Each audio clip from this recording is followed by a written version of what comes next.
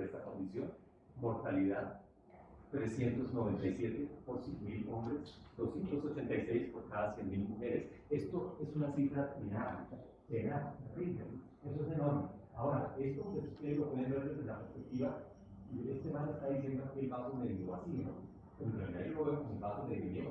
Yo lo que voy a hacer es dedicarme a ser cardiólogo, me dedico a ser internista y ahí tengo pacientes a la larga para trabajar. Entonces ustedes lo pueden ver desde esa perspectiva también, como un negocio que se mete y ya, sale, resuelto. Ya me resolví mi situación vital de aquí en adelante. Claro, eso hay cualquier cantidad de personas para tratar con eso. Aquí entonces, para que observen, las cifras que más o menos anteriormente estábamos mencionando. Enfermedades del sistema circulatorio. Estos son un relleno. Las demás enfermedades o otras causas de enfermedades del sistema circulatorio. Las neoplasias, los tumores. Nosotros en nuestra sociedad tenemos en general una cancerofobia. Y claro, pues cuando uno le dice que tiene un tumor, pues eso es terrible. Pero los tumores, fíjense que están por debajo de lo que es la enfermedad cardiovascular. Entonces, esta situación es una situación de mucha honra, de un nivel importantísimo para los sistemas de salud, pues para las sociedades en general. Miren, enfermedades de transmisión, están por aquí por abajo, causas otras enfermedades, qué sé yo, trauma y demás. Esos son bobaditas al lado de este tema de la enfermedad cardiovascular. Por lo tanto, pues quienes se van a dedicar a ser internistas, a ser cardiólogos, a hacer, qué sé yo, enfermedades vasculares, periféricas, cosas de esas, con toda seguridad, muchachos, les aseguro que van a tener trabajo de sobra. A costa, pues, de un poco de seres humanos ahí,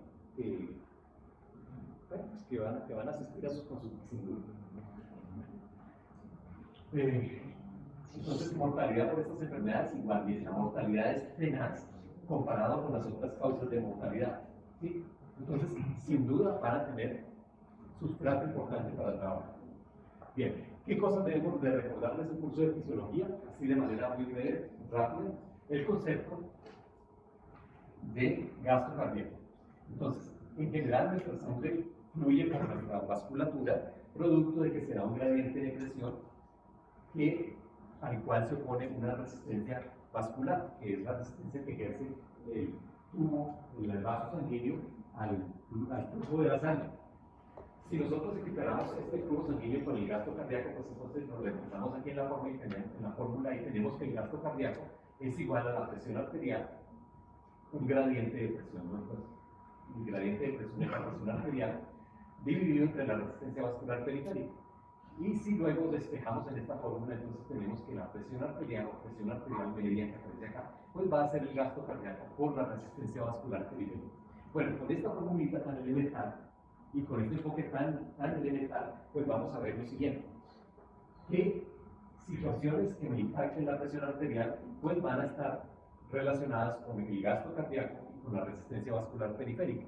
Y si yo empiezo entonces a irme hacia atrás, ¿qué me impacta el gasto cardíaco? ¿Qué me impacta la resistencia vascular periférica? Pues voy a empezar a encontrar cuáles son las causas que yo tengo detrás de esta situación que se denomina presión arterial alterada. Entonces, situaciones que impactan el gasto cardíaco, pues la función contráctil del miocardio, sin duda, la precarga que yo le esté entregando a ese miocardio, pues claro, eso me va a impactar el gasto cardíaco. Así que si son situaciones que me incrementen estas dos variables, pues necesariamente me van a incrementar el gasto cardíaco y por lo tanto me van a incrementar la presión arterial. De estas entonces, contractilidad, pues todo lo que tiene que ver con la situación de hiperactividad del sistema nervioso simpático. Entonces, todas las situaciones de estrés, de cualquier índole, ansiedad, todo esto que impacte el sistema nervioso simpático necesariamente me va a producir situaciones de presión arterial elevada. Las precargas se me van a afectar esencialmente por incrementos en la cantidad de líquido intravascular que yo tengo, es decir, incremento en la volemia. Y esas volemias pues, se me van a ver incrementadas, particularmente cuando yo ingiero mucha cantidad de sodio, de sal. No en balde, una de las medidas terapéuticas que se utiliza para el manejo de estas personas es decirle, usted tiene que regular el consumo de sal, usted no puede echarle más sal a la comida, ¿sí? Usted tiene que comer bajito de sal, así de elemental. Entonces, por eso, pues vamos a impactar el tema de la bulimia. O adicionalmente yo puedo tener una situación donde mi riñón esté con una cantidad de nefronas disminuida, o donde eventualmente tengo un tumor, haya perdido un riñón, o el paciente tenga diabetes o tenga una enfermedad renal de base. Si eso ocurre, pues entonces voy a tener una reducción en la masa de nefronas, y por ese mecanismo pues voy a tener entonces una retención hidrosalina, y claro que inmediatamente esto me va a afectar mi volemia. ¿Sí? Bueno, entonces digamos que estos son los principales por este lado, por el tema del gasto cardíaco. Sin embargo, este tema de la hiperactividad simpática se conecta de manera directa con este tema de la activación del sistema renina, angiotensina, aldosterona. Entonces, hiperactividad simpática se traduce en una excreción aumentada de renina que me incrementa los niveles de angiotensina 2 finalmente, y esto pues entonces me va a producir constricción arteriolar, y esta constricción arteriolar se me traduce en resistencias periféricas incrementadas. Así las cosas, entonces pues fíjense que esto pues, me conecta acá, y por este mecanismo entonces voy a tener incremento en las resistencias vasculares periféricas. Este es el mecanismo, uno de los mecanismos más frecuentes, y este es uno de los mecanismos que ustedes por excelencia van a utilizar para el manejo de este grupo de pacientes cuando se hace manejo farmacológico. Hay otras cosas, otras causas que son las alteraciones genéticas, en donde se ha visto esto particularmente en estudios en ratones, en especies inferiores, que hay alteraciones en los mecanismos de intercambio iónico a través de las membranas celulares de estos túbulos, de estas nefronas, que conllevan a que se dé esta situación de constricción arteriolar. Pero esto, digamos que es muy frecuente en ratas. En nosotros los humanos esto no es frecuente. Esto es más bien bastante raro, esto es bastante exótico. Sí, aquí lo que es frecuente en nosotros, sí, compañero. No le oigo, compañero.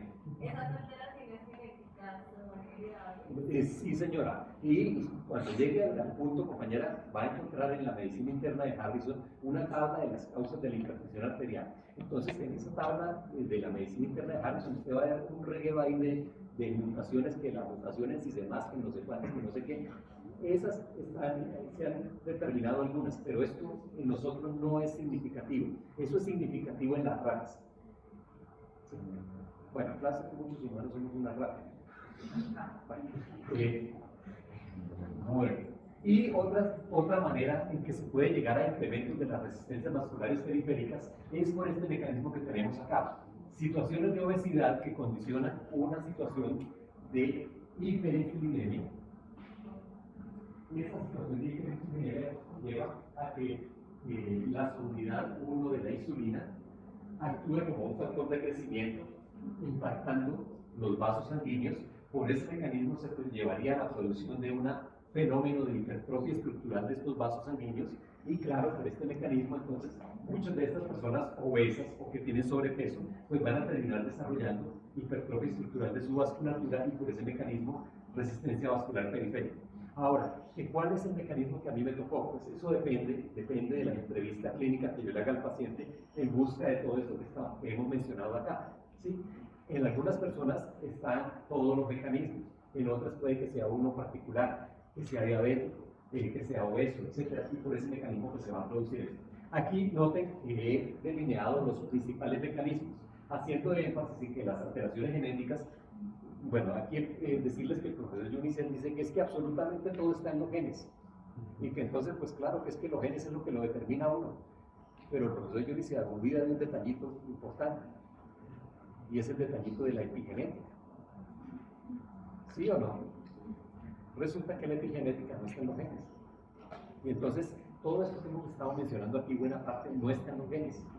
Por ejemplo, el tema del estrés, eso no está en los genes. Por ejemplo, el tema de que a mí, porque algunas personas se atragantan de comida, algunas personas deciden comer comida muy salada, eso no está en los genes.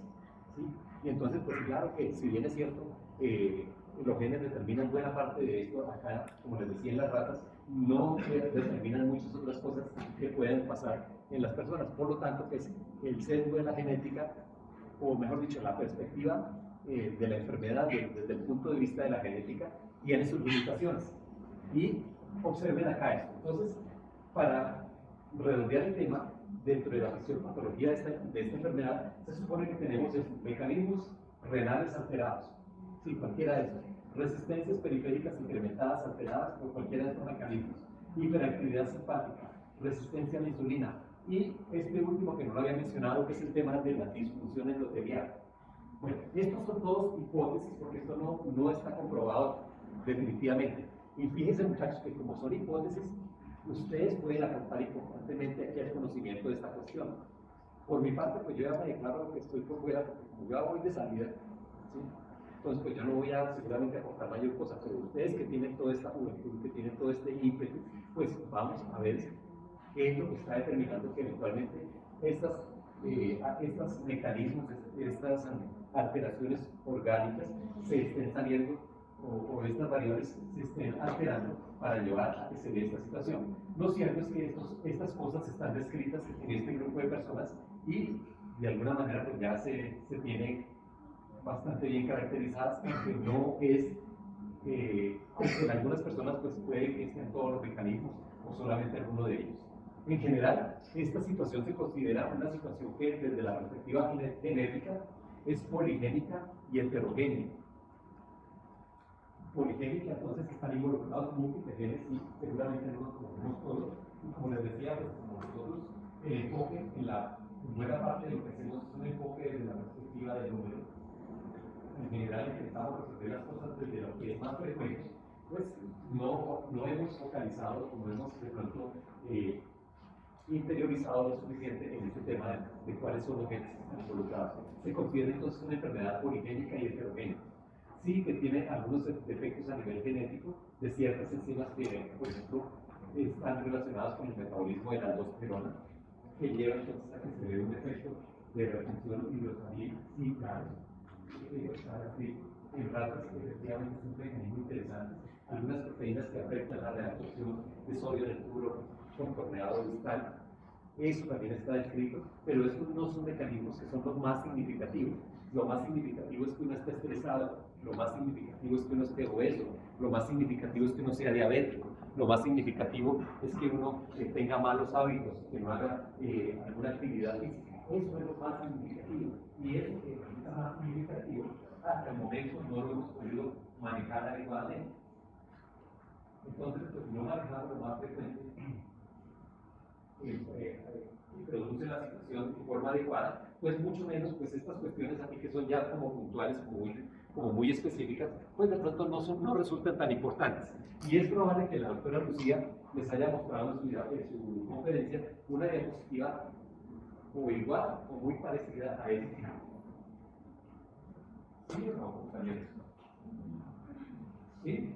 Bueno, entonces, los factores ambientales, sin lugar a dudas, son muy importantes para en la génesis o en el estudio o en el conocimiento de esta situación. Son incluso más importantes que los factores genéticos, que los factores que tenemos impresos en nuestro génesis. Entonces, temas como el consumo elevado de sal, como el estrés, como obesidad, tabaquismo, inactividad física, consumo de ciertas sustancias,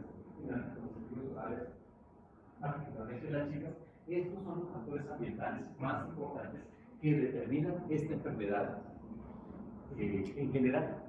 Y seguramente esto ustedes lo vieron con que se lo mostró la doctora Lucía.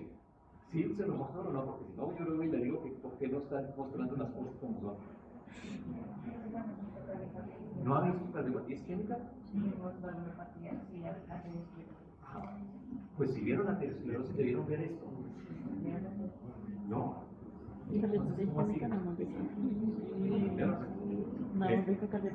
Bueno, vamos a hablar un poquitico de cómo se clasifica esta situación. Entonces, hay varias maneras de enfocar esta condición. Una es la clasificación desde el punto de vista neurológico. Entonces, es facilísimo, muchachos. Solamente dos grupos. Una que se denomina hipertensión arterial primaria o esencial y otra que se denomina hipertensión arterial secundaria. La primaria o esencial es el 90% de todos los casos. Es decir, esa es la que más debemos prestar atención. Y esto de primaria o esencial significa que todavía no sabemos qué es lo que lo produce. Pues tenemos algunos factores de riesgo, ¿no? Es que los factores ambientales, que la obesidad, que el tabaquismo, que el estrés, que los efectos, esos son factores de riesgo, pero no sabemos exactamente qué la genera. La secundaria sí sabemos con certeza que la genera, y vamos a hablar un poquito más de eso más adelante. La importancia de establecer este diagnóstico de secundario es que yo puedo curar a la persona, contrario a lo que ocurre con esto, que yo no la puedo curar. Aquí el paciente va a quedar matriculado en un tratamiento a muy largo plazo, prácticamente hasta que fallece, con este diagnóstico. Mientras que acá, si yo hago este diagnóstico de hipertensión arterial secundaria, con toda certeza voy a poder impactar a esa persona y la voy a poder curar. De las poquitas cosas que se pueden hacer en medicina. Tal vez por eso los cirujanos tienen éxito, ¿no? Ellos supuestamente curan a las personas. Entonces, sí, tiene apendicitis, entonces fuera apéndice. Que tienen tumor, entonces fuera tumor. Y entonces ya por eso, sí, son los duros. Bueno, la otra clasificación desde el punto de vista de severidad. Entonces, aquí lo que vamos a medir es las cifras de presión, y con base en eso pues, se hace una clasificación o se propuso ya una clasificación que es una clasificación de tipo operativo para poder tomar decisiones. A esta señora le voy a hacer tal tratamiento, a este señor que está por las nubes, entonces le voy a hacer tal tratamiento. Eso, para operativizar la cosa. Y la otra clasificación es la clasificación desde el punto de vista de qué tanto está esto impactando los diferentes órganos que tenemos en nuestro cuerpo. Entonces, esas son las tres clasificaciones. Esas clasificaciones, entonces, bueno, aquí para mostrarles que la clasificación desde el punto de vista de las cifras se objetiva en cifras. Y contarles que, aunque nosotros no lo creamos, somos también, como médicos, causantes o generadores de fenómenos hipertensivos en las personas. Es lo que aparece acá, se denomina la hipertensión de la bata blanca. Resulta que a uno lo entra esa bata blanca y involucra como una persona se estresa y le da miedo y resulta que se le sube la presión arterial. Y entonces uno puede llegar de manera inapropiada, si solamente se rige con la cifra de la presión arterial, a catalogar a una persona con hipertensa, cuando en realidad no lo es. Entonces, si uno finalmente sospecha que una persona, bueno, toca tener estos números, si sospecha que uno es el inductor de la hipertensión de la bata blanca, pues toca que esa persona se mida la cifra de la presión arterial en su casa, diseñar el plan de termómetro, y que ella misma haga el control. Porque curiosamente algunas personas pues, en su casa están muy bien, en el trabajo están muy bien, y llegan a la consulta médica que se les sube la presión arterial. Eso está escrito. Y la idea es que ustedes lo deben conocer, porque si no, van a catalogar de manera inapropiada a algunas personas y le van a dar un tratamiento que no necesitan.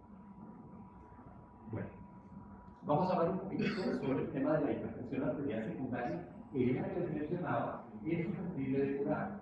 Entonces, aquí hacemos referencia a una serie de condiciones clínicas que efectivamente se ha visto que cuando se maneja la enfermedad de base, yo puedo llegar a resolver el fenómeno hipertensivo. Dentro de ello vamos a tener esta cuestión que estamos ilustrando acá, que se denomina el síndrome de Cushing. Síndrome de Cushing central o periférico. Muchos de ellos son susceptibles de curar. Si yo resuelvo entonces el problema del macroadenoma que tengo en la hipófisis, o si resuelvo el problema del tumor secretor de aldosterona aquí en la glándula suprarrenal, yo puedo curar a esa persona. Cushing. Situaciones como una estrechez de un vaso. Esas situaciones de coartación o de estrechez de un vaso son susceptibles de manejar por un cirujano. Entonces se coloca, por ejemplo, si tengo una estrechez acá de la arteria aorta, entonces puedo entrar acá, colocar una prótesis y listo, la persona va a quedar curada. En situaciones como que yo tengo un tumor secretor de catecolaminas en la médula suprarrenal, ese tumor, si yo lo detecto a tiempo, pues claro, lo puedo curar mediante una intervención quirúrgica y listo, el paciente queda curado. ¿Sí? Eso lo puedo manejar, pero estos son los casos menos frecuentes. Bueno, una situación como, qué sé yo, como una pielonefritis o una enfermedad renal inmunológica, un lupus, eso también tengo la posibilidad de intervenir al paciente para llegar a curarlo. Situaciones como estas que aparecen acá de los riñones, que se denominan riñones en espora, que son rarísimos. Eventualmente, si ahora que pasan por la misericordia, es posible que tengan la oportunidad de ver a un niño con un riñón de estos, pues eso pues, no se puede hacer nada. Si este niño estas personas están llevadas, ¿sí? Necesitan es un trasplante renal. ¿Sí? Eso eventualmente pues lo puedo llegar a, como a manejar un poquitico, como así, a intentar hacer algo. Pero lo que es el grupo de la hipertensión arterial primaria, el 90% de los casos, lamentablemente como no tengo una lesión estructural evidente o un mecanismo fisiológico bien caracterizado, pues no lo puedo manejar. Y esos son entonces los que van a terminar siendo inscritos en esa casilla de hipertensión arterial de tipo primario o esencial y que van a ser sus clientes para prácticamente toda la vida, muchachos.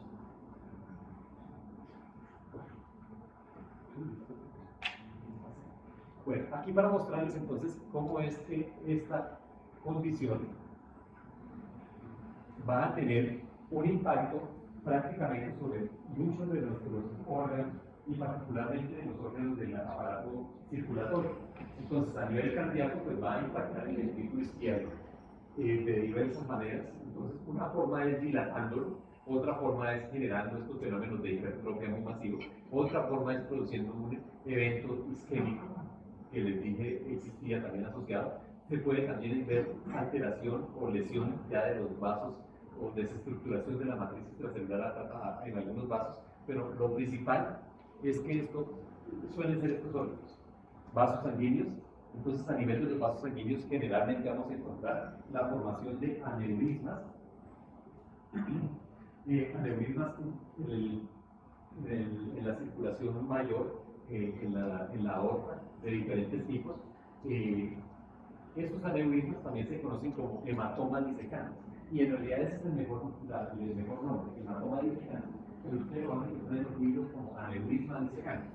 Bueno, estos aneurismas o hematomas disecantes tienen el inconveniente de que se va a producir entonces un fenómeno de dilatación de un trayecto vascular y que esa dilatación pues entonces tiene la posibilidad o la principal complicación que tiene es que en virtud de la ley de Laplace recordamos que la tensión en la pared de un vaso está en función del radio o del diámetro del vaso.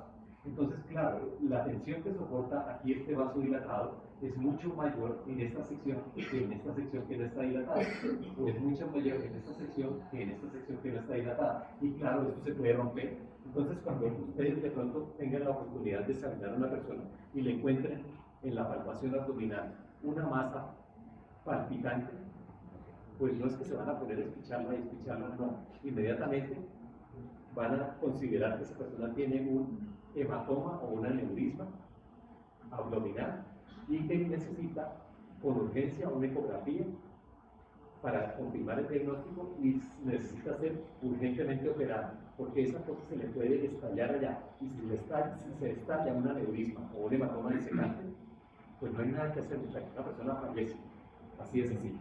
Bueno, los vasos sanguíneos pues también se nos van a ver alterados en estas condiciones, entonces vamos a tener alteración en la proporción y la cantidad de fibras elásticas que tenemos en las paredes de estos vasos sanguíneos.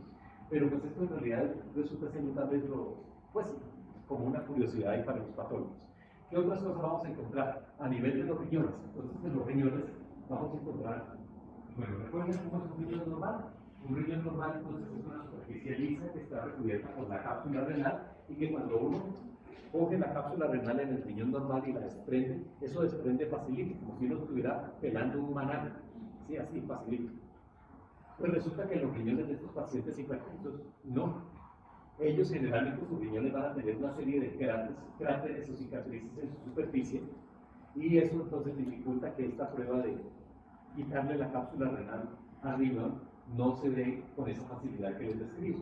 Por lo tanto, pues esto es un signo indirecto de que esta persona tiene una enfermedad vascular. Vamos a encontrar también la proliferación en las arterias medias, en la cantidad de músculo de estas arterias musculares, al punto que eso se denomina en el patrón histológico arterias en bulbo de cebolla. Sí, claro, porque parece una cebolla cortada por la mitad. Vamos a tener esclerosis de la pared de los vasos, de las arterias renales, esclerosis glomerular, y en algunos casos raros vamos a encontrar hemorragias de las arterias APD, en el glomero. Esto ya es situaciones muy marcadas, una cosa que se conoce como hipertensión maligna, que es un término inapropiado. Por eso pues se lo menciono como una rareza, bueno, una cuestión ahí, un nombre particular, pero eso ya no lo clasificamos de esa forma. A nivel general, pues esto va a generar un impacto también muy significativo. Entonces vamos a tener la producción de hemorragias intraparenquimatosas, hemorragias subarachnoideas, hemorragias en los núcleos basales, sí, claro. Eso es producto de esta situación, de esta enfermedad. Entonces, como vemos, esta situación tiene un impacto muy significativo en toda nuestra economía corporal. Y curiosamente, esta situación, la mayoría de las personas no suelen tener una sintomatología muy significativa, excepto pues que ya tengan impacto, excepto que ya tengan aneurisma, excepto que ya tengan compromiso renal, excepto que ya tengan la ceguera con la lesión de las arterias reptilianas. Pero en general, si solamente tiene subida un poco la presión arterial, pues simplemente se puede quejar de alguna de estas cosas. Pero ¿quién no se queja de eso? ¿Sí? Entonces, esto es una enfermedad que es oligosintomática, que es muy poco evidente. De hecho, ustedes de pronto tengan algunas personas que digan, uy, se me subió la presión. ¿Y cómo lo saben? ¿Acaso se la midieron? No, es que yo me siento un poco acalorada. Bueno, idea. Bueno, es muy curioso. Ah, no, es que doctor, de vez en cuando me da un poquito de dolor por aquí como en la nuca. Y entonces, sí, es que creo que es la presión. Pues bueno, puede que sí, puede que no. En realidad la única manera es midiendo la presión arterial. Bueno, entre otras se supone, muchachos, que este tema de la medición de la presión arterial, pues ustedes ya lo tienen bastante bien catalogado. Antes esta es la forma como se enfocaba el tema de la presión arterial desde el punto de vista de las mediciones. Observe que hay una cantidad ahí enorme de niveles, pero esto ya no se usa, es decir, esto está abolido, esto no sirve para nada. Bueno, sirvió en su momento. En este momento la propuesta que tenemos es esta. Esta es la propuesta que sigue siendo una propuesta ya de casi 20, 30 años, como 20 años. Sí, 20 años, pero aún sigue siendo vigente. Esto lo propuso, bueno, fue propuesto en el Joint National Committee esta fecha, y desde ese momento en Estados Unidos y desde allí se difundió a muchos otros países, y es una propuesta de enfoque con base en las cifras de presión arterial para catalogar la enfermedad. Entonces, fíjense que vamos a catalogar como presión normal cifras de presión sistólica menores a 120 milímetros y menores la diastólica a 80 milímetros. Ay, doctor, ¿qué pasa si yo tengo 60-40? Pues bueno, en ese caso estamos hablando de hipotensión arterial y eso es otro cuento. ¿Sí? Aquí estamos hablando de incremento de la presión arterial. En general, entonces vamos a catalogar o vamos a considerar que son cifras de presión arterial normales, bueno, en adultos en general. Presión arterial sistólica entre 90 a 120 y presión arterial diastólica entre 60 a 80. Estos serían como los límites normales. Por supuesto que esto es una cosa que es arbitraria. Esto, como les decía, tiene un comportamiento gaussiano, una curva normal, y resulta que la mayoría de la población está dentro de esos límites.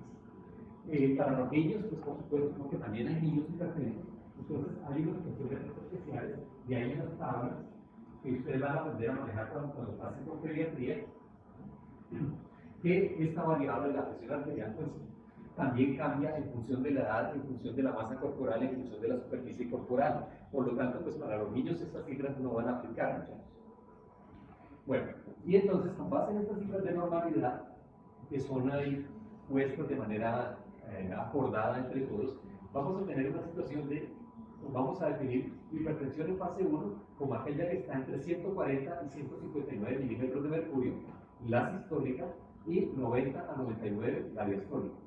Y vamos a hablar de fase 2, aquella que está por arriba de los 160 milímetros de mercurio, la sistólica, y por arriba de los 100 milímetros de mercurio, la diastólica. Y fíjense que queda este grupo acá. Este grupo acá es un grupo particular. Obviamente las compañías que producen los antihipertensivos le echan el ojo impresionante a este grupo, porque para ellos eso no debería existir.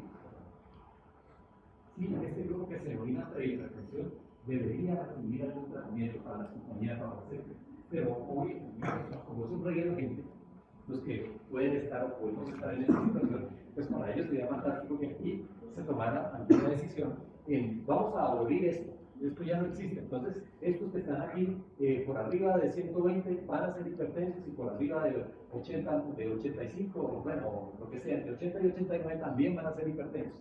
Sería fantástico. Eso sería un negocio muy impresionante. Porque claro, ahí va a haber mucha gente que va a necesitar, en teoría, recibir algún medicamento. Pero lo cierto es que esto pues, se sigue manteniendo. Y lo que tenemos que hacer con este grupo de personas es un seguimiento muy juicioso para intentar establecer qué es lo que está pasando. ¿Será que tiene una ansiedad cuando va a la cita médica? ¿Será que tiene una hipertensión de bata blanca? ¿Será que necesita hacer un poco más de deporte? ¿Será que necesita modificar sus hábitos de vida? Alguna cosa que tener esta persona, ¿sí? Pero en principio pues, la idea es que no les vamos a hacer ninguna intervención farmacológica. Bueno, eso. Posteriormente esto fue modificado en el año 2014. En realidad la modificación fue mínima. Esta modificación obedece a que simplemente se introduce pues si tiene una enfermedad renal y cuál es el grupo racial al que pertenece el individuo. Pero en general las cifras de presión arterial se siguen conservando. Es decir, desde el punto de vista operativo, esta enfermedad se sigue definiendo como la acabamos de ver. ¿Sí? La modificación que se introdujo en el 2014 pues, no es mínima, prácticamente no afecta para nada el tema. La otra clasificación es el tema de la lesión de órgano diana o de órgano blanco. Bueno, los órganos blancos de esta enfermedad, ¿cuáles serían? Muy bien. Cerebro, corazón, riñón, por supuesto, retina, ¿no es cierto? Sí. Eso. Entonces lo que vamos a verificar es efectivamente qué tanto se me están alterando algunos de estos órganos. Entonces, si se le altera la función ventricular izquierda, entonces tengo lesión en órgano diana, ventrículo izquierdo. ¿Y qué se me asocia con eso? ¿O qué enfermedad está asociada con eso? Pues la enfermedad más... de hipertrofia ventricular izquierda, sí, claro. Pues voy a tener entonces enfermedad cardiopatía de origen hipertensivo. Ya vamos a hablar de los trastornos clínicos. Si tengo entonces alteración a nivel de proteinuria, microalbuminuria, pues entonces se me está produciendo lesión renal. Si tengo signos ecográficos o radiológicos de placas ateromatosas en cualquier de los proyectos vasculares, pues entonces igual se me está comprometiendo los vasos sanguíneos. Si tengo entonces alguna estenosis focalizada, etcétera, igual el componente, lo alterado es la parte vascular. Y los trastornos clínicos que están asociados con eso, entonces enfermedad cerebrovascular, claro, si yo tengo eventos cerebrovasculares de tipo hemorrágico, de tipo trombótico, pues eso es un trastorno clínico que se asocia con una lesión en órgano diana que es el cerebro. Cardiopatía isquémica, insuficiencia cardíaca, claro, se me está lesionando mi corazón. Compromiso renal manifestado por nefropatía de cualquier tipo, esto me está indicando que la enfermedad tiene compromiso renal.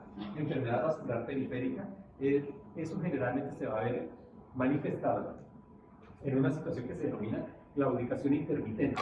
Entonces, cuando ustedes vayan al centro comercial, van a ver generalmente algunas personas que están caminando así, caminan así, unos 8 o 10 pasos y se detienen en la vitrina.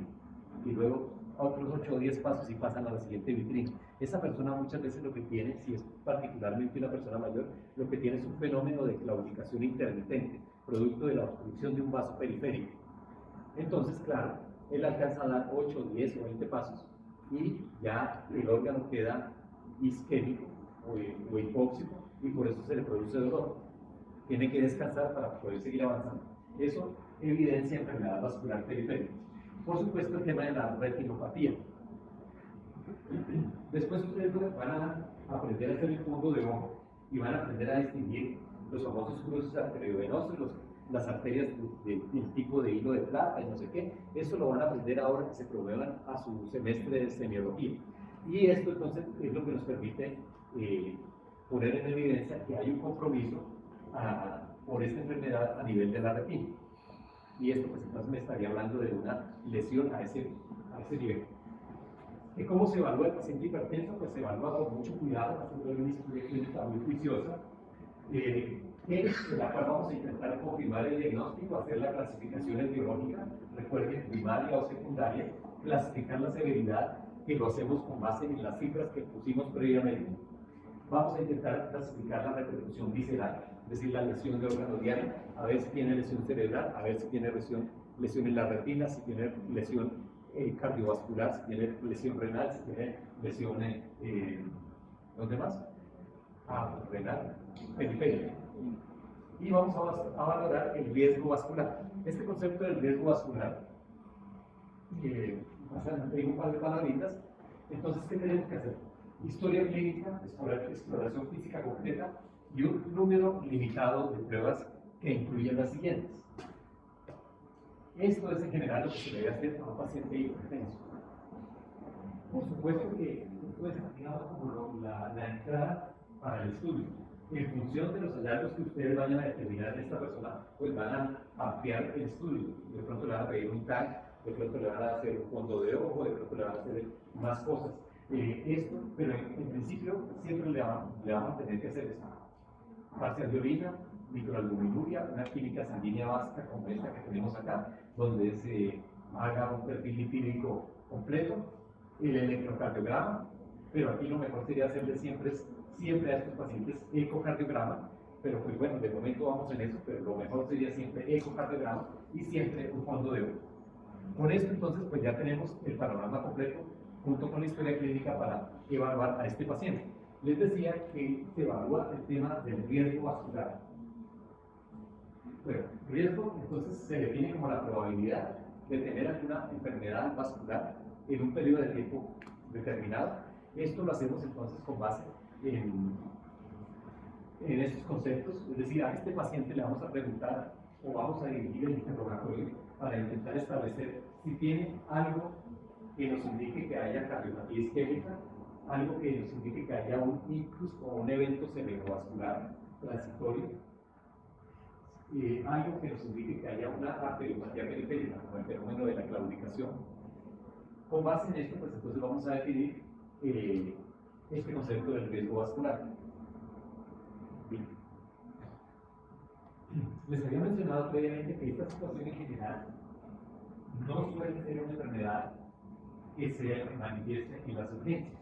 Sin embargo, ocurre que en algunas ocasiones las cifras de presión arterial son tan elevadas o se manifiestan de forma tan rápida que hacen que el paciente asista a servicio de urgencias. Y allí en ese servicio de urgencias, en la evaluación que se le hace, se encuentra que solamente tiene incrementada su presión arterial. Esto en general ocurre muy poquito, en general muy poco, pero es una cosa que es muy importante tenerlo siempre en mente, porque resulta que muchos de estos pacientes pueden experimentar una mortalidad elevada. De eso se asiste a la consulta de urgencias. Y aquí debemos de catalogar este fenómeno de la hipertensión en el servicio de urgencias, o se cataloga básicamente de dos maneras. Una cosa que se denomina la emergencia hipertensiva y otra que se llama la urgencia hipertensiva. ¿Cuál es la diferencia entre una emergencia y una urgencia? En la emergencia siempre va a haber una lesión en órgano diario. Significa que el paciente va a llegar orinando sangre, va a llegar con pérdida de la conciencia, va a llegar con dolor torácico agudo, va a llegar con pérdida de la visión, y va a llegar eventualmente con una lesión vascular, qué sé yo, un fenómeno trombótico en un brazo, en una pierna. Eso es siempre una emergencia. Y observen aquí, mortalidad a un año de la emergencia hipertensiva no tratada, 90%. Si bien es cierto, es un pequeño número de pacientes, hay que prestarles atención y es frecuente que uno en los servicios de urgencia sea un poco displicente. Y entonces llega la persona ahí a las 2 de la mañana, uno todo agobiado ahí porque no ha podido dormir, porque ha tenido que atender múltiples partos, a atender heridos y no sé qué. Y hay doctores que vengo a prendida la presión. Entonces uno entra en santa cólera. Pero señora, ¿usted por qué no va al servicio de consulta externa? Es que esto es un servicio de urgencia. Bueno, pues esa persona hay que prestarle atención porque si eventualmente está en una situación de emergencia hipertensiva o de urgencia hipertensiva, la mortalidad puede ser alta. Entonces, para que no desprecien a esos pacientes. Todos pasamos por el servicio de urgencias. Yo también lo hice en su momento y reconozco que fui displicente en algunas veces y esto es una práctica inapropiada. Bueno, sobrevida 5 años de los pacientes con emergencia hipertensiva tratados, fíjense, 74%. Y estas incidencias de emergencias hipertensivas generalmente se van a presentar después de los 50 años de edad. Sí, bueno. Sí, bueno, el paciente que tiene una urgencia puede sentir una sintomatología muy vaga, muy específica. Doctor, es que me siento como ahogado, es que me siento como con un poquito de dolor de cabeza por aquí en la nuca, es que me siento que tengo como pitidos en los oídos, porque lo mostraba, es una enfermedad oligosintomática. Ahora, el paciente que llega en emergencia hipertensiva se llega con todo. Tengo dolor en el pecho, es que estoy orinando sangre, es que no veo, doctor. Sí, ese pues breve, pero el otro, uno entra en Santa Ira, pero señor, ¿cómo así que es que usted tiene un dolor de cabeza desde hace 3 meses y hasta ahora viene a sanar? Es una situación particular. Sí, sí, compañera. Esto se sigue manejando con esas cifras de presión arterial.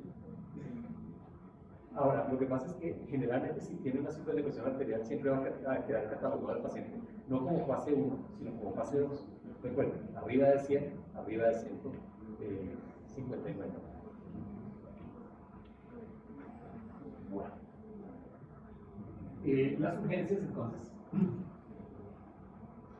En la emergencia hipertensiva siempre vamos a tener entonces la evidencia en el órgano diana, en el órgano blanco. Recuerden, cerebro, corazón, riñón, retina. La meta de control en este grupo de pacientes es siempre disminuir la presión de forma rápida, en 30 a 60 minutos más o menos. Para eso, pues existen unas medicaciones supremamente eficaces, una cosa que se llama el diatóxico. Esto lo van a aprender a manejar posteriormente ustedes cuando pasen por la unidad de cuidado intensivo o por el servicio de urgencias. Y la meta aquí es detener el daño que se está generando en ese momento. Daño cardíaco, daño cerebral, daño retina, etc. Mientras que el paciente que está en una urgencia hipertensiva, pues simplemente este paciente se le puede manejar en forma expectante, se le puede dejar eventualmente en hipertensión o simplemente se le da un antihipertensivo fuerte. Después ustedes van a ver que hay diferentes grupos, que están los beta-bloqueadores, que están los calcitonistas, que están los inhibidores de los receptores de glucosa y de sistema, para que no se ríen cosas. Ustedes van a aprender a elegir eso posteriormente, y la meta entonces aquí es 24 a 48 horas para lograr la estabilidad de este paciente y sin mandarnos a que, es que lo voy a manejar en 1 hora, porque este paciente no tiene criterios pues, para una disminución rápida de las cifras de presión arterial. Bueno, de esta, sí, compañero.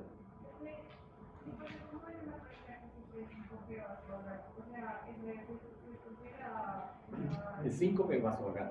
Entonces, en el síncope vasovagal, ¿qué?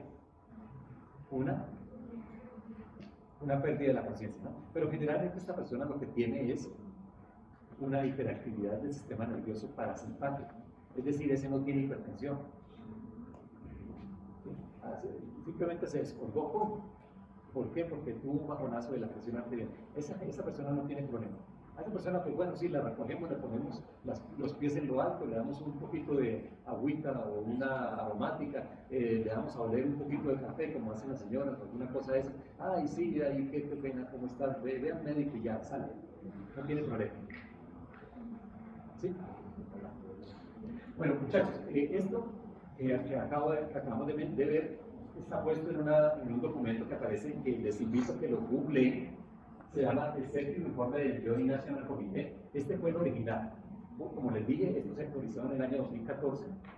Entonces la idea es que lo consigan. Ahí van a encontrar un montón de información interesante. Bueno, van a encontrar todas las asociaciones que se pusieron de acuerdo en Estados Unidos para llegar a promulgar este Joint National Committee.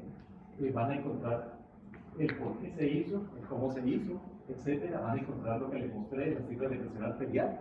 Van a encontrar todas las consideraciones en relación con el riesgo cardiovascular. Todo esto está disponible en la red, ¿sí? Entonces, para que le den una mirada. Y van a encontrar entonces que por qué resulta beneficioso reducir la presión arterial y cuáles son los impactos que eso tiene sobre la salud de las personas. Entonces, cómo se reducen los eventos cerebrovasculares, cómo se reduce el infarto agudo del miocardio, cómo se reduce la insuficiencia cardíaca cuando uno hace un buen manejo esta condición de base, van a encontrar entonces la importancia de hacer, bueno, recuerden que esto es una distribución gaussiana, ¿no? Entonces, cómo estas personas que están hipertensas, si logramos traernos a esta otra curva de acá, cómo efectivamente se reducen los riesgos relativos de estas condiciones que ya vimos previamente. Van a encontrar entonces cómo se hace la evaluación del paciente. Aquí pues solamente les muestro, ¿no? Pero esto, la idea es que ustedes lo empiecen a introyectar para su uso en la clínica. En la clínica pues van a empezar a usarlo a partir de su curso de semiología, de medicina interna y de ahí en adelante, muchachos. Este es prácticamente el primer encuentro que van a tener con esta condición. De aquí en adelante, esto va a ser el pan de todos los días, muchachos, para muchos de ustedes. Los que se dediquen, por ejemplo, a la medicina interna, qué sé yo, a la medicina familiar, a la cardiología, sin duda, esto va a ser de todos los días. Van a encontrar el tema de los factores de riesgo que ya los mencioné, y van a encontrar entonces la clasificación y el manejo. Entonces ahí que si le damos espironolactona, que si le damos el inhibidor IECA, que si le damos el metabloqueador, que mejor le demos el calciatragonista, todo ese tipo de cosas lo van a encontrar ahí, sí. No es temática en este momento, por lo tanto, pues no, ni siquiera solamente se los menciono así a título como para que tengan la perspectiva amplia de qué es, de cuál es el alcance en realidad de todo este documento, que es bastante amplio. Y un poco de materiales de apoyo para ustedes, materiales de apoyo para el paciente, por ejemplo, cómo enseñarle al paciente a tomarse la presión arterial, cómo enseñarle a llevar una cartilla de sus cifras arteriales, de presión arterial, aunque eso pues ya en este momento pues se ha venido desvirtuando porque ya los tensiómetros que uno consigue pues son tensiómetros inteligentes, tienen la capacidad de hacer la determinación o de guardar en memoria 200, 300 determinaciones y hacerle la curva y mostrarle en qué momento estaba bien, en qué momento estaba mal, etc. Entonces, pero digamos que algunas personas no lo tienen, entonces serviría. Esto se encuentra ya en esa dirección electrónica, entonces ahí por favor les pido por favor le echen una mirada. Seguramente van a encontrar que algunas de estas cosas les van a servir a ustedes en su ejercicio clínico y luego para su paciente. Vamos a redondear entonces el tema de la cardiopatía hipertensiva para ver cómo empatamos este tema de las cifras de presión arterial elevada, cómo esto termina generando esta situación de cardiopatía hipertensiva. Entonces, para empezar, ¿qué entendemos por cardiopatía hipertensiva? Una situación donde se genera hipertrofia del ventrículo izquierdo secundaria a este fenómeno hipertensivo. Sí, compañero.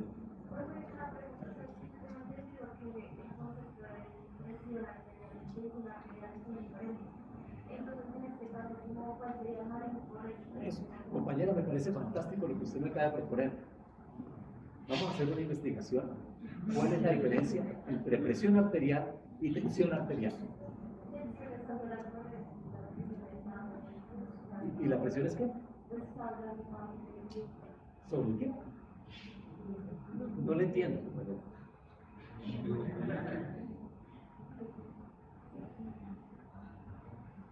Bueno, compañeros, vamos a hacer una cosa.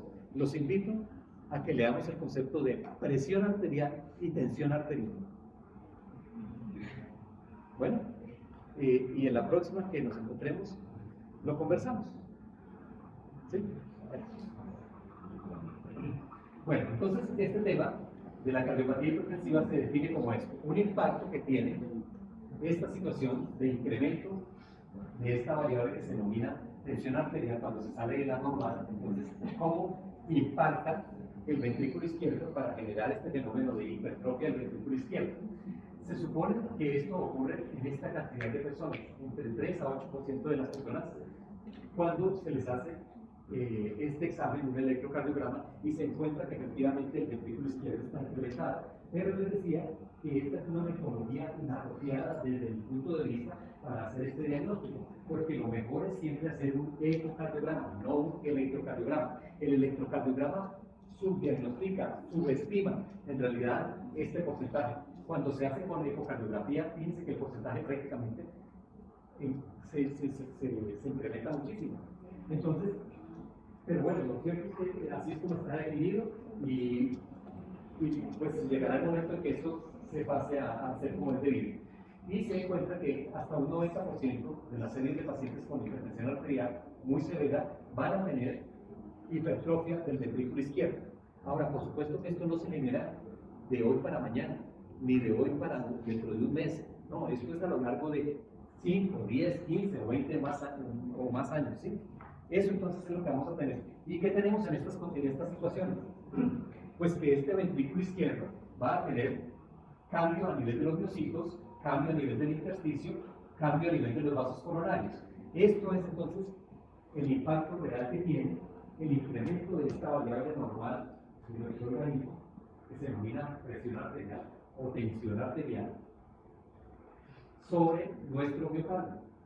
Entonces nos va a producir lesiones en los miocitos, por supuesto, vamos a tener miocitos hipertróficos, vamos a tener miocitos que han incrementado su número de los miocitos, de estos miocitos que normalmente deberíamos encontrar en la apoptosis, ellos van a estar incrementados un poco más.